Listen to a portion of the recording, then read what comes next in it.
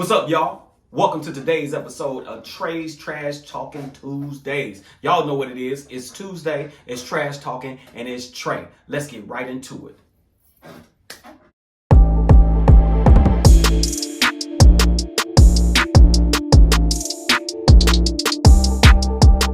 Today, ladies and gentlemen, we're going to talk about son husbands. What is a son husband? How is a son husband defined? All right, y'all, let's define a son husband.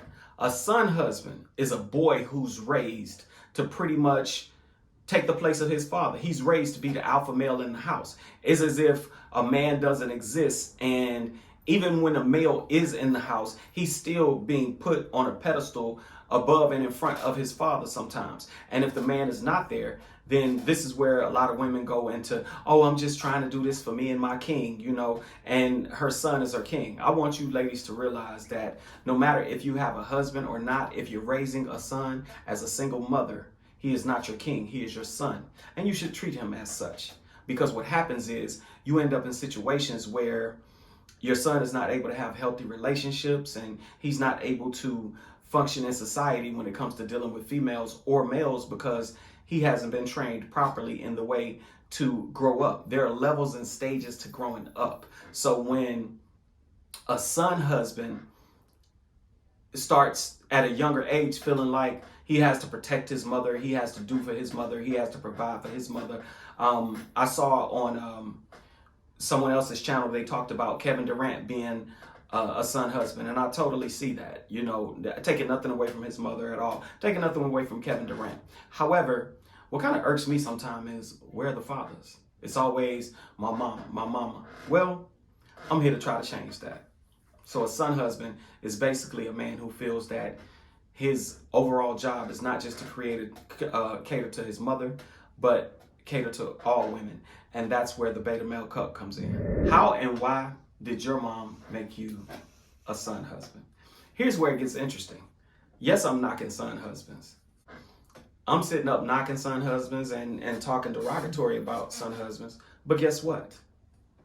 You're looking at a self-proclaimed son husband, AKA, guess what, y'all? Mama's boy. That's right. I was a sincere, true mama's boy. I love my mama. Ooh, I love my mama. My mama was everything to me. However, my mother did a lot of psychological damage to me and herself by making me a mama's boy, a son husband. My dad was around, but the thing about my dad was, to be honest with you, he was a drug addict. He was an alcoholic. So even though he was there, and he loves to brag, I was there, wasn't I? Yeah, but you was drunk the whole time, and you was high the whole time, and you was beating my head in the whole time. So straight up, even though he was there, I feel that we would have been better off without him. Case in point, why I became such a mama's boy, because she did protect me. She did love me. She did show me, the softer side. She was all I had. So even when she died, I ended up having a nervous breakdown because I had no idea what to do without the one person in the world that I can trust. And still to this day, pretty much the one person in the world that I could truly trust is gone.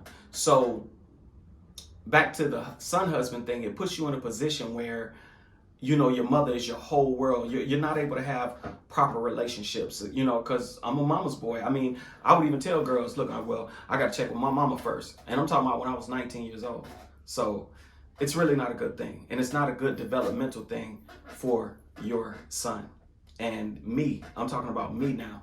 I had to learn and grow and become a man and learn how to be a man to a woman. I thought the way I loved my mom was the way I was supposed to love women. But that's not the point. That's not the way you're supposed to love women. We'll get more into that later. And a lot of this, ladies and gentlemen, has to do with slavery. You have to think, during the time of slavery, families were ripped apart during slavery. So mothers would lose their sons. So of course, they would baby their sons and pet their sons and, say to the master, oh, he's dumb. He can't do nothing. He's shiftless. To try to make him seem no good so that she could keep him and take care of him and be able to watch and raise him. Because in slavery, they ripped our families apart. Let me get back to something personal I just talked about in the last segment. My mother and father had me in Chicago. That's where I was born. But at 15 months old, I'll get into details about the craziness my mom and dad were doing, but they took me from Chicago and moved me to Florida where I had no family. I was raised in Miami, Florida, and I had zero family. No cousins, no brothers, no uncles, no nieces, no nephews, no family, no grandparents, nothing. And so with my father being an abusive alcoholic, that put even more pressure on me to be more of a son husband, a mama's boy, because the only person I knew in the world that ever cared for me was my mother. And even though the love is pure, it still wasn't healthy. I should have received other relationships from other people, aunts, other uncles. Even my dad should have been there in ways that he wasn't able to because of his disease of alcoholism. However, in order to fight this, and I'm saying this to the young men out there, you got to go to boys clubs. You got to find good mentors, because being a son husband, I just don't recommend it to anybody. I don't. Because I am a self-proclaimed son husband and I suffered through the life of having to be that, it's things that I can share with boys that are going into manhood, and men too that are my age, that are, even if your mom's still alive, you're realizing, what's been happening to me. I remember when I was 17 years old, and it's not like I had a great childhood or a wonderful home life. We had things, but it was just a real torturous thing to go through with an alcoholic dad, and my mother had some issues herself. And so when I was 17, I was like, I'm going to the Army. I can't deal with this anymore. I'd rather go to the military than deal with both of my parents. So when I went to go to the military, my mother had a fit. She cried, and I was saying to myself, with the way you all treat me around here, you should be glad that I'm leaving. You don't want me here, so I'm leaving. And then when I left, I realized where she messed up. Who wants to stay in a toxic environment? I didn't. So I did what any person would do when they're in a toxic environment. I left. She cried, but I loved her, but I couldn't care for her anymore. I had to put myself first. And that's what men my age and you younger guys that are finishing high school, college, you have to learn respectfully to put your mother in her place. Mom, no, I'm not going to be able to do that. Don't disrespect your mother, but do put your mother in her place and let her know that you are a man. And you're allowed to do that, especially for the African American community. Men, you're allowed to tell your mother no and let her know that you're a man. And you're putting yourself and your family and your kids and your wife or your significant other first. Put you first. Your mother wants you to put her first. I know my mother did. And even when I got out the Army and I went to move to New York, literally, I remember like it was yesterday. She was literally explaining to me in the car how, when you move home, this is what you're going to do. We had a duplex in Little Haiti. Little Haiti is, I don't know how it is now, but back in 96, Little Haiti wasn't the best neighborhood. I mean, people getting killed over there all the time. But my mother owned property in Little Haiti while she had a 5-bedroom house in Miramar. She said, oh, when you move back, when you get out the Army, I'm going to put you over to the apartment in Little Haiti, and then you can do all the plating, plastering, and stuff for my real estate and take care of my apartments. Little had she known, I had been to the military for 4 years.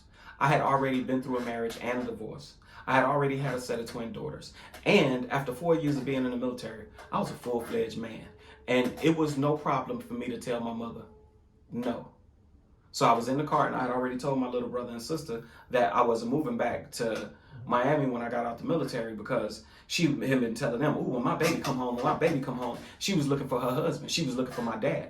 She was looking for somebody to come in there and do all the things that my dad used to do, but you dismissed him, And then now that I'm getting out the Army, you think I'm finna come and be your slave too? I think not. So when I sat in the car and I told her, and I said right in front of my brother and sister, I said, Mom, I'm gonna tell you this because I noticed you keep planning for me to move back to Miami when I get out the military. But when I get out of the Army, I'm going to New York to pursue my career as an actor. And I remember she sat there. One tear came down her eye really slow. And I remember she just wiped her tears away and she was really sad. Part of me wishes I would have moved back, but I couldn't do it because a year later, that was in 96.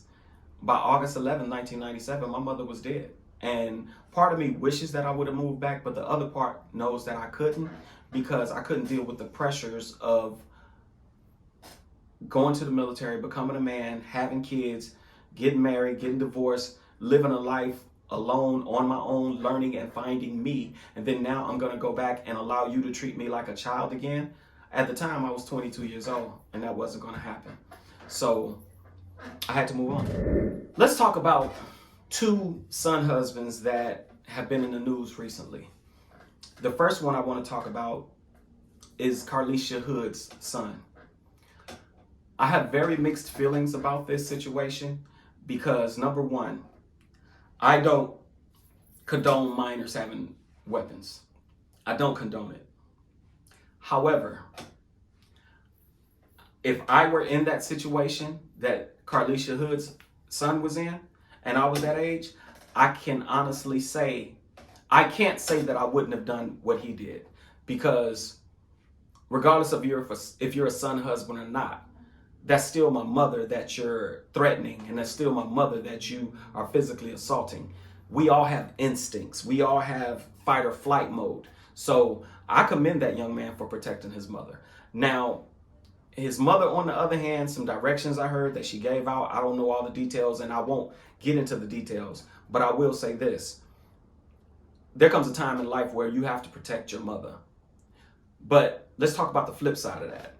Ja Morant's mother. Ja Morant, we've been picking at Ja Morant in the news for quite some time. We've been joking about how he's fumbling the bag, and I get all that. But Ja Morant is the ultimate form of son husband that you don't want to be. There's the incident that his mother was at the mall and she called him. Why didn't you call your husband? You see what I'm saying? That's the thing that weirded me out. When someone, she had an altercation at the mall, instead of calling her husband, she called her son. Ja Morant has a lot to lose. She knows that. But she raised her son husband to be the protector and this and that. You better not mess with my mama. She should have called her husband. That was her husband's job to go up there and protect his wife, not her son. Because, see, what's happened is, now that these incidents are adding up, that's one of the incidents that are being held against him. I personally believe that Ja Morant will be a lot better off if his mother gets out of his business. To Ja Morant's mother, you raised him to be a son husband. Put your efforts into your daughter and put your efforts into other things. Start sewing, do some knitting, or do something else, and leave that young man alone and allow him to be a great NBA player. T, I'm asking you, man to man, grab your shorty by the neck and say, come here, son. You need to stop playing this nonsense. I mean, T, I understand these kids won't listen to you. I understand he a grown man, and I understand he's a gazillionaire. I get that. He's literally becoming the face of the NBA, but you still his dad. And what he needs to know is that you are his dad. And that's what you need to do, brother. Establish yourself as a dad. And establish yourself with that. I don't know if she your ex. I don't know the details. I don't know if y'all still married or not. But if y'all are, she needs to be checked. Leave my son alone. Let my son get out here and do what he got to do. Because that's why he acts like that. And I'm going to just tell you, y'all, that's a lot of feminine energy. Anytime a dude has got to be all... That's very feminine energy, bro. Straight up, man. Be a man.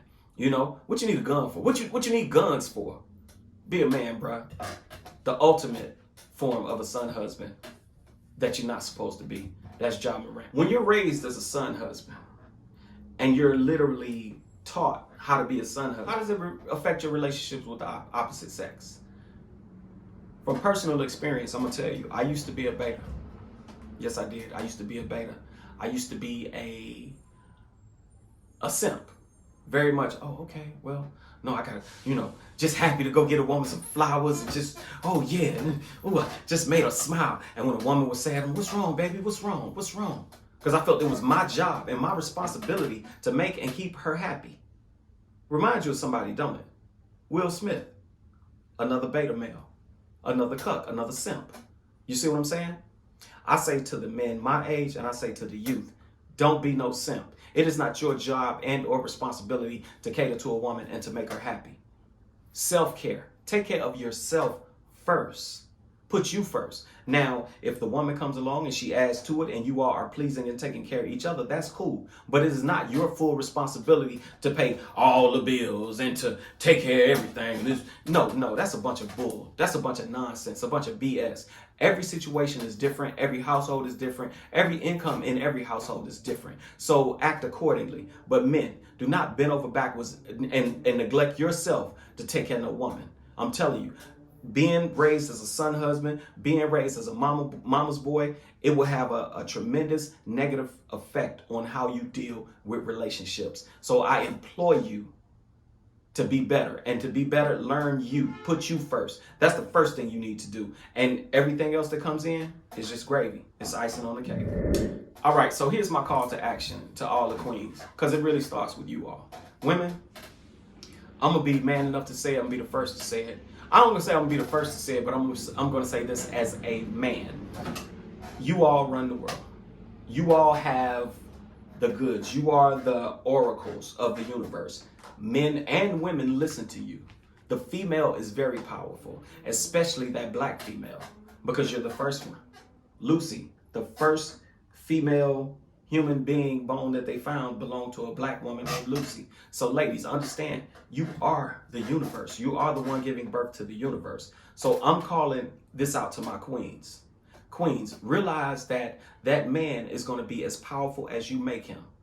Quiet as kept, I know I talked some things about dealing with my mother, but you know what? I'm the man I am today because of the structure that I had, the way I was taught, the way I was raised. She did make me to be a man, and even to be able to grow above and beyond her influence was because of the things she taught me. So I employ my queens to put these young men in their places as far as being your child. They are your children. They're not your husbands. They're not your caretakers. It is not their responsibility to be raised, to take care of you when you get old. You raise those birds to fly. You don't raise those children to sit home and take care of you all their lives. Okay? That's all I got for today, man. This has been your first installment of Trey's Trash Talking Tuesdays podcast. And if you offended, that's on you.